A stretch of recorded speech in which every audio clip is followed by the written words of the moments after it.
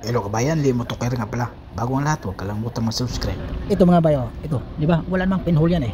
Walang pinhole na makikita mo yan eh, di ba? Wala eh, di ba? Maganda yung pagka, ito mayroong maliit. So, yan nga, ang importante kabayan, kailangan lagyan natin ito kabayan. Ito yung mga magkakaber ng mga pinhole niyan sa maliliit. Okay? Kahit yung mga Idiin mo lang paglagay kabayan. Yan o.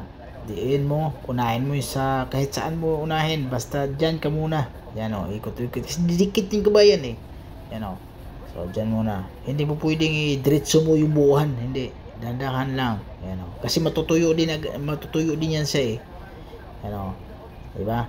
Tapos, pagkatapos ng kabayan, after 10 minutes siya, bago mo i-primer. Para didikit talaga siya. Yan o. O, ganun lang.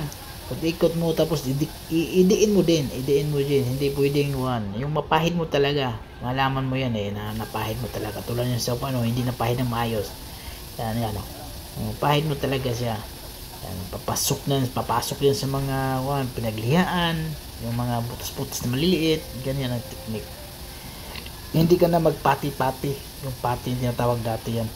So, yan ang resulta niya. Bali ito, natakpan talaga yan. Matindi ito yun, magaspang na liha yan oh.